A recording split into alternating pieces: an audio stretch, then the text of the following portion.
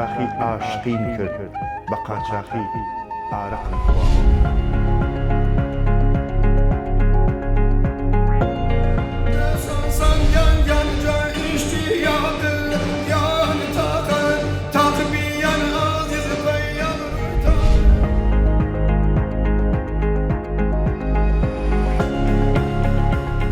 زۆک پێلێکێ دە پاش پۆردەڵێ زین و زین و زین. سڵاوتان لێبێت و تەندروست باش بن. لە ئەڵلقەیەکی نوێی کۆوارەوە بە کۆمەڵێک بابەتی هوەری و کولتوریەوە هاتووینەتەوە لاتان. سەرەتای بەرنامەکەش بە گرنگترین هەواڵەکانی هەفتە دەست پێ دەکەین.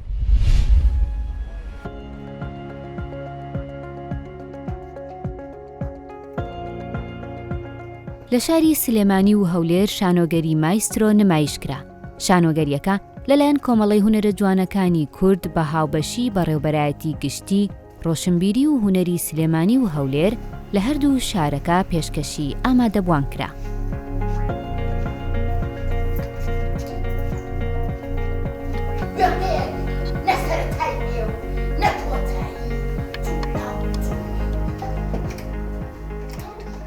ئەم شانۆگەریە بە ناوی شانۆگەری مایسترۆە من و دەرهێنەری عێراقی کە هەر لە دانیمارک نیشتەجەیە حیدەر بۆ حیدەر دەستمان کرد بە پرۆڤە لەوێ لە کاتی کەرەنتینکردنا شکەکەم هەستمان کرد کە ئەبێ پەیامێکمان هەبێ بۆ ئەم ماوەیە کە شانۆکار لە ماڵەوە دانیشتۆ و هیچ ئیشێکی نییە ئەوای هەر شتێکمان بکردایە ئەوە بوو بڕیارمانە کە هەردووکمان پێکەوە ئەم ئیشە بکەین. من ئەکتەری سەرەکی شانۆگەریەکەم ژنێکی مۆسیقژەنە دقیقە باز لە دەسەڵاتێک هەموو دەسەڵاتێک لە جیهانە کە ئەوێ خەڵکەکە تووشی ئەوە بکات کە بێت دەسەڵات بێت بۆی خۆی دەستی بەسەرا بگرێت. ئەو بەتایبەتی هونەرمەندەکان بەتایبەتی ئەوانەی کە داهێنەرن ئەیانەوێ ئەم ژنە مۆسیقژەنە مێشکی بستڕنەوە یاخود بیشۆنەوانێ بەشداران کە هاتینەوە کە ئێمە هەر لە دانیمارک بین لە کۆتایی یعنی مانگی پێشوا وتمان ئەبێ کۆمەڵی ئەکتەری ترمان هەبێ بۆ جوانکاری وەکو دەرهێنان لە ئیشەکەیە. حیدەر بۆ حیدەر دەرهێنەری ئیشەکە بیری لە کۆمەڵی قوتابیانی پەیمانگای هونەرە جوانەکان کردەوە. ئەوانیش بەشدارن 6 کەسن هەر شەشیان بەشدارن لە شانۆگەریەکە و دەورێکی باشیان هەیە چکە لە بینەکانە ڕێسەمایان هەیە لە بینەکانە دەوری ئەو کەسانە بینن کە نەخۆشن هەریەکان ڕۆڵێکی هەیە ئەمیان مۆسیقژنە ئەویان شانۆکارە ئەویان شاعیرە ئەویان سەماکاری بالەیە.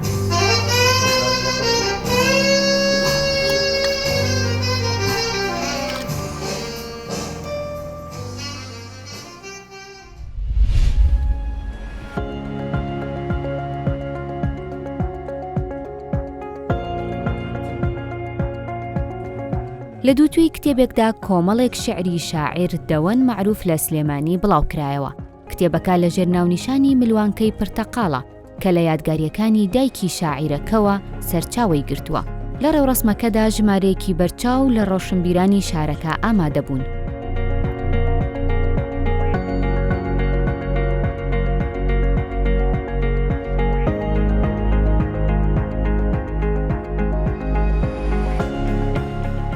دیوانی ملوانکەی پرتەقاڵ یەکێک لەو بەرهەمانەی منە کە ساڵانێکی دوور و درێژ پێوی سەرقاڵ بووم و توانیمە بەشێک لەو خەیاڵ و ئەندێشەی خۆم لە ڕێگەی شارەوە بیێنمە ناو ئەم دیوانەوە کە ساڵانێکی زۆر پێوی سەرقاڵ بووم و لە ئەمان کاتیشا لە ناو خودی دیوانەکەیە 5 دراسی تایە کە ئەم دراسانە لەسەر شاعرەکانی منن لەلایەن کۆمەڵێک نووسەر و ئەدیبی ئەم شارەوە لەسەری نووسراوە بەر لەوەی کتێبەکە چاپ کرێت کە بریتی بوون لە بەڕێزان بڵند باجەلان پرۆفیسۆر دکتۆر زای لەتیف و بەکر حەسەن ئەردەڵان عەبدوڵڵا مامۆستا جەمال نووری کە ئێستا خۆی حوزوری لێرە هەیە بۆیە من وەک شاعیرێک حەزم کردووە کە بگەڕێمەوە بۆ یادەوەریە کە پەیوەندی بە دایکمەوەیە ئەویش ملوانکەی پرتەقاڵە دایکم بەردەوام ئەو ملوانکە پرتەقاڵی لە ملە کرد وەک بۆنێک بەکارێنە بۆیە من گەڕامەوە بۆ نۆستالۆژیایە.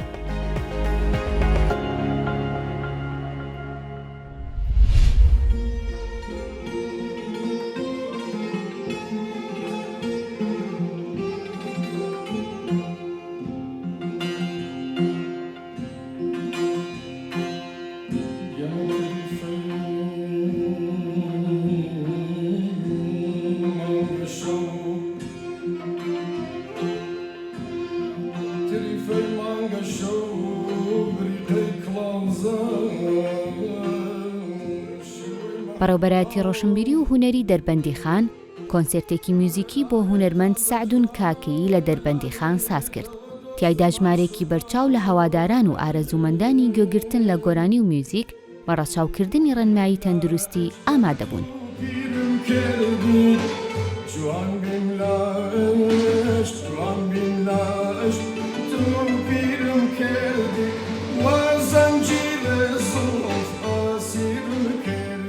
دوای ئەو ماوە دابڕان لە کار و چالاکی هونەری و ڕۆشنبیری ماوەیەک پێش ئێستا کەمتر لە مانگێک بە ڕێنمایی بەڕێز وەزیری ڕۆشنبیری و لاوان و ڕێنمایە تەندروستیەکان و ڕەچاوکردنی بارودۆخی کۆرۆنا دەستمان کردو بە کار و چالاکی ئەلبەتە چالاکیەکمان پێشتر ئەنجامداوە بەڵام وەک چالاکی گەورە کۆنسێرت ئەمڕۆ سەرەتای دەستپێکردنی چالاکیەکانمان بوو. کۆنسێرتێک بۆ هونەرمەند سەعدون کاکەی بە ئامادەبوونی یا بە بەشداری حەوت ژنیاری بەتوانایی لە شاری دەربەنی خان و بە ئامادەبوونی جەماوەرێکی هونەردۆست لە هۆڵی ڕۆشنبیری لێرە بە ڕەچاوکردنی بارودۆخی تەندروستی.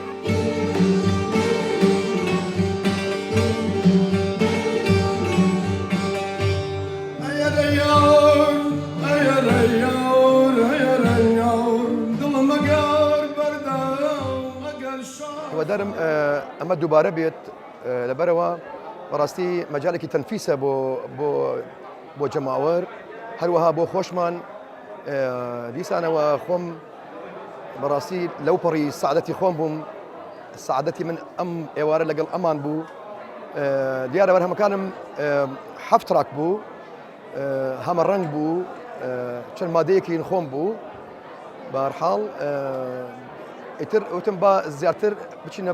گەرمیانەوە.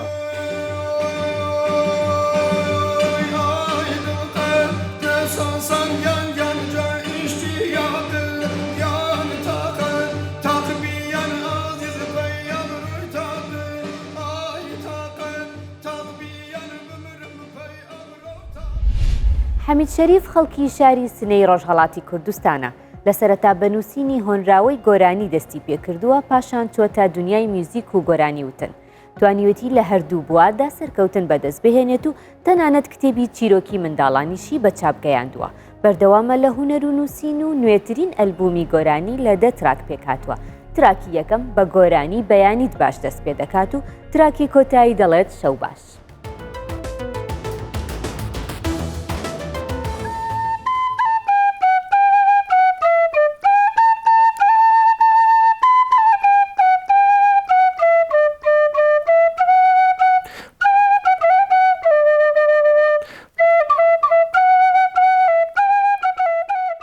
حەمید شەریفی خەڵکی شاری سنە لە دایکوی ساڵ 1351 لە مانگی ڕێبەندان کاکا بە 1970 ساڵی 1996 بە هۆکاری سیاسی چوومە باشووری کوردستانەوە لەوێ کارم ڕاگەیاندن بوو لە ڕادیۆ ڕۆژنامەکارم کرد و ساڵی 2008 هاتمە وڵاتی سوێد بەڵام هەم لەوێ و هەم لێرە بەردەوام خەریکاری هۆنەری ئەدەبی و ڕۆژنامەگەری بوو. لە شەوێکی شارێکی شێت بە قاچاخی لە دایک بوو بەر لەوەی کە ماماکەم بێت بە قاچاخی باڵام بەرز بوو بە قاچاخی ئاشقین کرد بە قاچاخی ئارەقم خواوە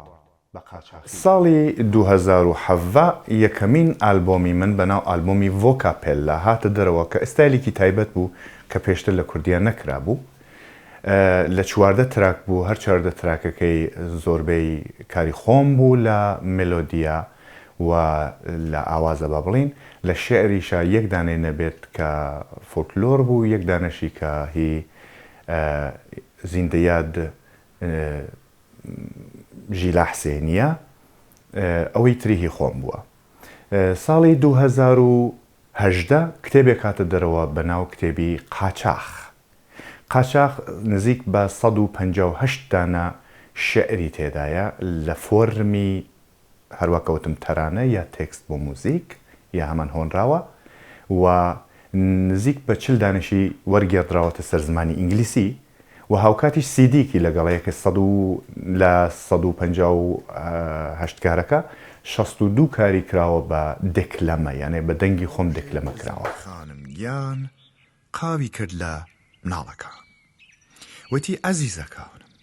ڕووناوەکی دوو چاوانم هەست و نیست و ژیاوانم دڵ و هێز و ڕەوانم ئەوا من ئەڕم بۆ شار بۆ ماڵی دادەناسدار زۆر بە پەلە دێمەوە شتی خۆش چی بێنمەوە هەرسێ منداڵ بە یەکەو دڵمان ها بە پفەکاو ئایاکێوتی چیپسیش بەبیلوتی شوکلاتیش تتیلوتی هەمویان کارگەلێک لە ئایندا خەریکم یەکەم ئالبۆمێ ترمان بەدەستەوەیە ئەم ئالبۆمە تایبەتمەندێکی تایبەتی هەیەویش ئەوەیە کە ئالبۆمێکە پڕە لە ئێنەرژی پڕە لە جوانی پڕە لە هیوا پڕە لە خۆشەویستی کە من پێم وایە کۆمەلگایمە بە جددی پێویستیەتی یەکەم تراکی پێتەڵێ بەیانی باش تا ئەڕواتە ناو ڕیتمی ژیانەوە تای ئاخیر تراکتی کە تراکی دەهەم بێت پێتەڵێ شەو باش. کتێبێترم ئامادەیە بۆ چاپ هەر دیسانەوە لە بواری با بڵین تەرانە یا هەمان تێکست بۆ موسیک یا با بڵین هۆنراوە کە ئەویش بە دڵنیاییەوە بە سیدیەک بە دەکلەمەی خۆم دێتە دەرەوە هاوکاتیش کتێبێکی لەگەڵ یا بێ ئەوەیەکە لە پرۆژەکانم بۆ داهاتووە من ساڵی 2008 کە هاتمێرە ساڵی 2013 کتێبێکم بە سوێدی تەواو کرد و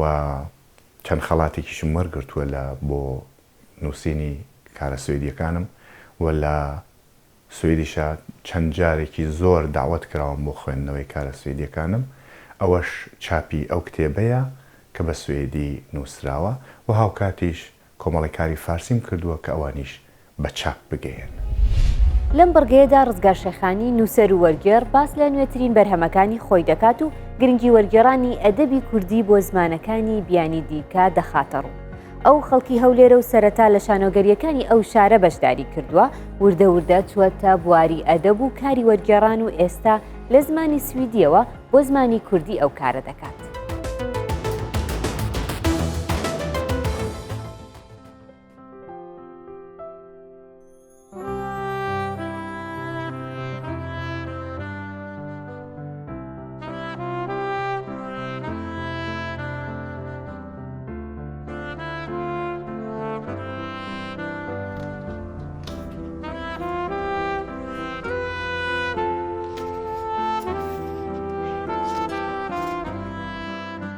ناوم ڕزگارە ڕزگار شێخانی خەڵکی هەولێرم لە ساڵی 1961 لە هەولێر لەدایک بووم لەو کاتەوە لە تەمەنی گەنجیەوە ماوەیەک خەریکی شانۆ بووم لەگەڵ کۆمەڵی هونەری وێژەی کوردی لە هەولێر بە پێشڕەوایەتی مامۆستایی گەورە تەلعەت سامان بەشداری چەند شانۆگەریەکم کرد هەر ئەو سەردەمیش بوو خولیایی ئەدەب و هونەر بووم و زۆر بەگەنجی تر لەو کاتەوە خەریکی خوێندنەوە و نووسین و پاشان ساڵی 81 لە تەمەنی 17 ساڵی لە کوردستان دەرچووم ماوەیەک پێشمەرگە بووم گەنجێکی قژدرێژی باڵابەرزی قۆس گەیشتە سوید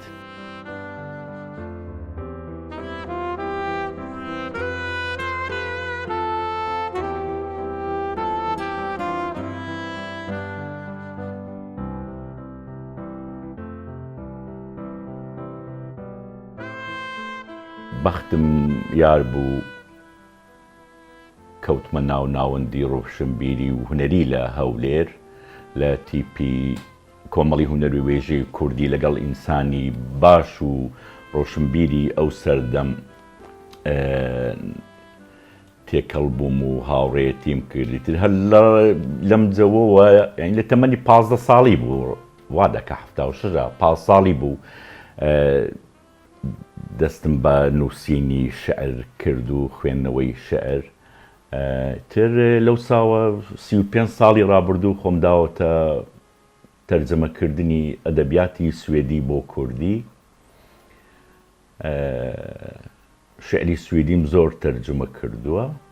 بۆ کوردی و بەردەوامیشە بم لەسەری بەڵام حەزیشەکەم لە داهاتوو شعری کوردیش ئەدەبی کوردیش تەرجمەی سوێدی بکەم هەندێکیشم کردووە 2 دیوانی کەریم دەشتیم تەرجمەی سوێدی کردووە و 6-7 ساڵ لەمەوبەر بڵاو بووە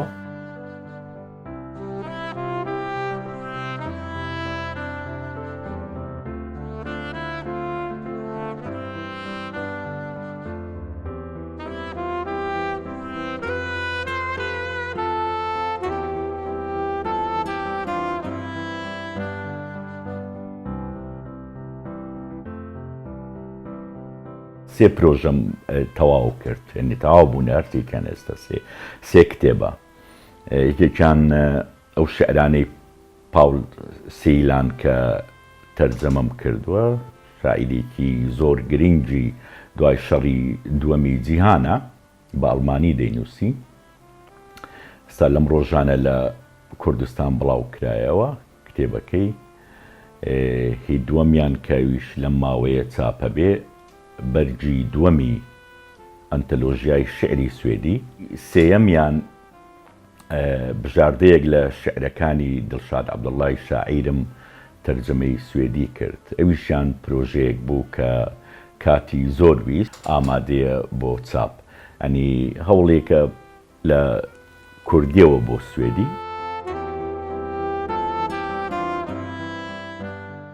بۆ مەسلەی یارمەتیدان بۆ بڵاوکردنەوەی ئەدەبی کوردی ئەوە ئیشی نووسەر نییە بەڕاستی ئەوە ئیشی دەستگا و حکومەتی قەومیە کە پرۆژە و سیاسەتی وای هەبێ ئەوە دەبوایە لە سیاسەتی حکومەتی کوردستان بوایە کە چۆن هەوڵ بدا کولتور و ئەدەبی کوردی بە زمانە بێگانە بە زمانە ئەوروپیەکان بناسێنێ بەڵام لەو ڕۆوە هیچ شتێک نەکراوە حەقی خۆشمانە گلەیان لێ بکەین کە بۆ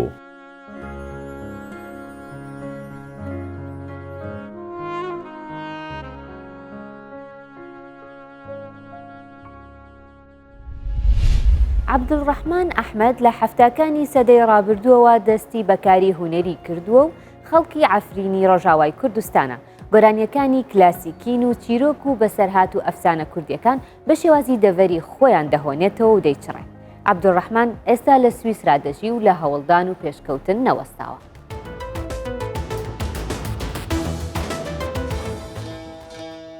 ليلة ربنا دلا علوان وقران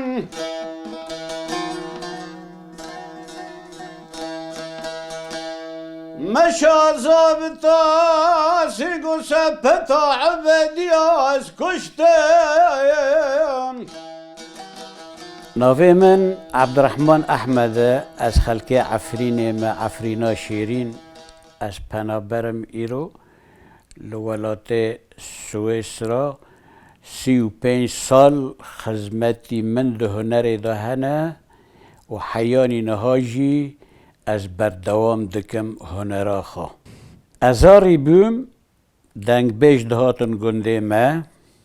استرانه خوا از یعنی سدی هفته بخواد نفسینم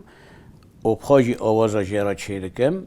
و کلیپی مجی پر هنه بلکی 15-20 کلیپ من هنه صوفیه لالا شبم لجنه دست بگرتی ده هفته و ششادا به دست به هنری کرد جبری کلامد من یکمین مددا کچا که نزانم جمالا که نزانم 24 کاست من هنه و من اجبا خادا جی استران چه کرن زوک پلکی ده پاش پردالی زینو زینو زینو زوک پلکی ده پاش پردالی ده پیوی راجی اوسبی شر از چه دکم نها نو دستیم بدایه اوسبی شر ملحمه که دیروکیه یعنی از ویشی هین دگینه مانو که نها شش استران لپیشه مهنه استرانت کون اد فولکلوری بجن بلند دمه گلی آخ لمن ریم از 7 سالنه پناه برم به سوئیسرا از هاتم سوئیسرا درد و آخینا ولید دل داما درد و آخینا ولاته من آخا من عفرینا من هشت ادیسا دست به استرانا بکم لو دلو بگوتن دل جمن کری کارل پوپەری فەیلسوفی بەناوبانگی نەمسایی دەڵێت نەزانی ڕاستەقینە لە نەبوونی زانیاریەوە نییە بەڵکو لەو کاتەوە دەست پێ دەکات کە نکۆڵی لە وەرگرتنی زانیاری دەکەیت تا ئەڵقەی داهاتوو بمێنن بە خێر و خۆشی.